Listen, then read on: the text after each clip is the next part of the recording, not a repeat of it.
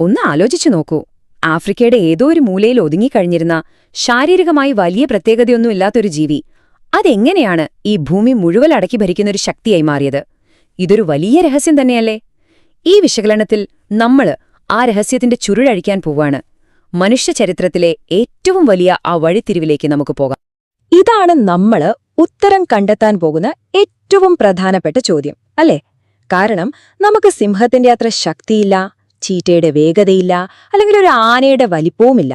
എന്നിട്ടും എങ്ങനെ നമ്മൾ ഈ ലോകത്തിന്റെ രാജാക്കന്മാരായി? ഈ കാണുന്ന വ്യത്യാസമൊന്നു നോക്കിയേ.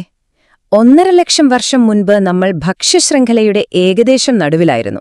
അതായത് നമ്മളെ വേട്ടയാടാനും മൃഗങ്ങളുണ്ടായിരുന്നു, നമ്മൾ തിരിച്ചും വേട്ടയാടിയിരുന്നു. പക്ഷെ ഇന്ന് നമ്മളാണ് ഏറ്റവും മുകളിൽ. ഈ ഒരു അവിശ്വസനീയമായ കുതിച്ചുചാട്ടം അതെങ്ങനെ സംഭവിച്ചു?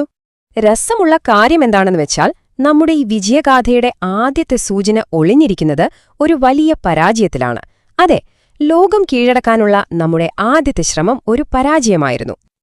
ഏകദേശം 1 ലക്ഷം വർഷം മുൻപത്തെ കാര്യമാണ്. നമ്മുടെ ഒരു കൂട്ടം പൂർവികർ, ഹോമോസാപ്പിയൻസ്, ആദ്യമായി ആഫ്രിക്കയിൽ നിന്ന് പുറത്തേക്ക് പോകാൻ ഒരു ശ്രമം നടത്തി. പക്ഷേ അവിടെ അവരെ കാത്തിരുന്നത് ആരാണെന്നറിയാമോ?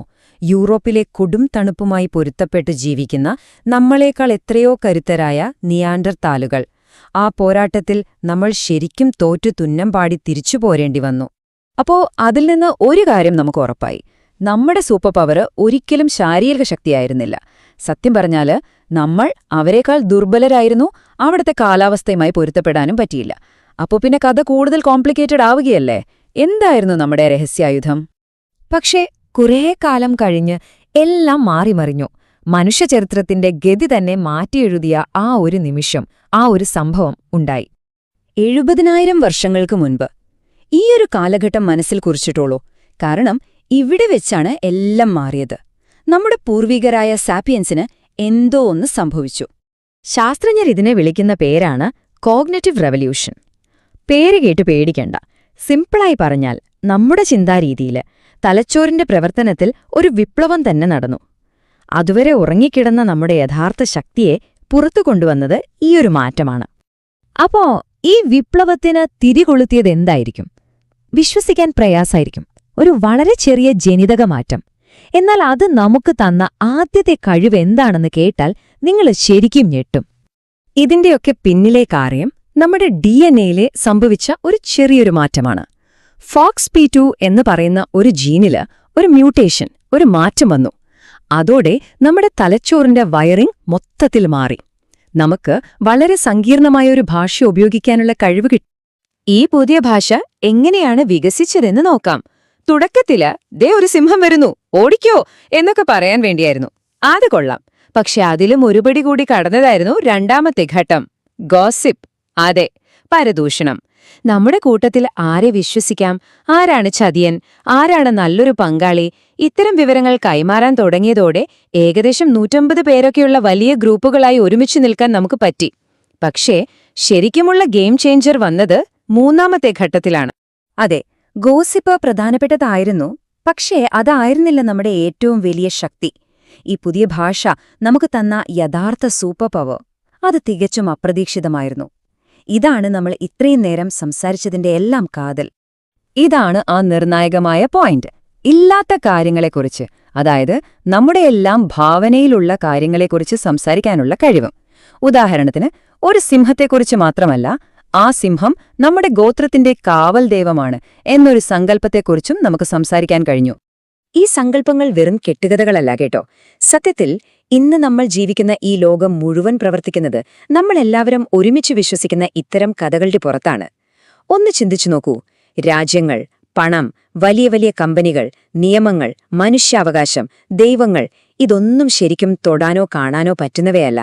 ഒരു കടലാസ് കഷ്ണത്തിന് വിലയുണ്ടെന്ന് നമ്മളെല്ലാവരും ഒരുമിച്ച് വിശ്വസിക്കുന്നതുകൊണ്ടാണ് പണം ഒരു വിലയുള്ള സാധനമാകുന്നത്. ആ വിശ്വാസം പോയാൽ തീർന്നു. ഇതിനൊരു നല്ല ഉദാഹരണമുണ്ട്. ഒരു ചിമ്പാൻസിക്ക് അതിന്റെ കൂട്ടത്തിലുള്ള മറ്റ് ചിമ്പാൻസികളോട് "നിങ്ങളെല്ലാവരും ചേർന്ന് ഒരു പിരമിഡ് ഉണ്ടാക്കിയാൽ ചത്തുകഴിഞ്ഞാൽ നിങ്ങൾക്ക് സ്വർഗത്തിൽ നിറയെ വാഴപ്പഴം തരാം" എന്ന് പറയാൻ പറ്റുമോ? ഇല്ല. കാരണം അവയ്ക്കില്ലാത്ത ഒന്നിനെക്കുറിച്ച് വിശ്വസിപ്പിക്കാൻ കഴിയില്ല. എന്നാൽ മനുഷ്യനോ? ഒരേ കഥയിൽ വിശ്വസിക്കുന്നു എന്ന ഒരൊറ്റ കാരണം കൊണ്ട് മുൻപ് കണ്ടിട്ടു പോലുമില്ലാത്ത ലക്ഷക്കണക്കിന് ആളുകളുമായി സഹകരിക്കാൻ നമുക്ക് കഴിയും. അപ്പോ എന്താണ് മനുഷ്യരാശിയുടെ യഥാർത്ഥ സൂപ്പർ പവർ? കഥകൾ. കഥകൾ കൊണ്ട് നമ്മൾ കെട്ടിപ്പൊക്കിയ ഈ ലോകം. ഇതിനെ നമുക്കിങ്ങനെ എളുപ്പത്തിൽ പറയാം. നമ്മുടെ ശരീരം, അതായത് നമ്മുടെ ഹാർഡ്വെയർ, കഴിഞ്ഞ 70,000 വർഷം കൊണ്ട് വലിയ മാറ്റമൊന്നും സംഭവിച്ചിട്ടില്ല. എന്നാൽ നമ്മുടെ തലച്ചോറ്, നമ്മുടെ സോഫ്റ്റ്വെയർ, അതിനൊരു ഗംഭീര അപ്ഡേറ്റ് കിട്ടി. ഈ സോഫ്റ്റ്വെയർ അപ്ഡേറ്റിന്റെ ഏറ്റവും വലിയ ഫലമാണ് ബഹുജന സഹകരണം, അല്ലെങ്കിൽ മാസ് കോഓപ്പറേഷൻ. പരസ്പരം യാതൊരു ബന്ധവുമില്ലാത്ത, കണ്ടിട്ടുപോലുമില്ലാത്ത കോടിക്കണക്കിന് മനുഷ്യർക്ക് ഒരേ നിയമമനുസരിച്ച്, ഒരേ പണം ഉപയോഗിച്ച്, ഒരേ രാജ്യത്തിനു വേണ്ടി ഒരുമിച്ച് പ്രവർത്തിക്കാൻ കഴിയുന്നത് ഈ ഒരു കഴിവ് ഒന്നുകൊണ്ട് മാത്രമാണ്. ഇത് തന്നെയാണ് നമ്മളെ ഈ ഭൂമിയുടെ അധിപന്മാരാക്കി മാറ്റിയതും. അപ്പോൾ കാര്യങ്ങളുടെ കിടപ്പ് ഇങ്ങനെയാണ്. നമ്മൾ ജീവിക്കുന്ന ഈ ലോകം, നമ്മുടെ നിയമങ്ങൾ, നമ്മുടെ സമൂഹം എല്ലാം കെട്ടിപ്പൊക്കിയിരിക്കുന്നത് കഥകൾ കൊണ്ടാണ്. അങ്ങനെയാണെങ്കിൽ പുതിയ കഥകളുണ്ടാക്കിയാൽ ഈ ലോകത്തെ തന്നെ മാറ്റിമറിക്കാൻ നമുക്ക് കഴിയും. അപ്പോൾ എന്റെ ചോദ്യം ഇതാണ്: നമ്മുടെയെല്ലാം ഭാവിയെ രൂപപ്പെടുത്താൻ അടുത്തതായി നമ്മൾ ഒരുമിച്ച് വിശ്വസിക്കാൻ പോകുന്ന ആ വലിയ കഥ അതെന്തായിരിക്കും? ഈ വീഡിയോ നിങ്ങൾക്ക് ഉപകാരപ്പെട്ടെങ്കിൽ ഒരു ലൈക്ക് കൊടുക്കൂ. ഇനിയും ഇത്തരത്തിലുള്ള വീഡിയോകൾക്കായി നമ്മുടെ ചാനൽ സബ്സ്ക്രൈബ് ചെയ്യാൻ മറക്കരുതേ.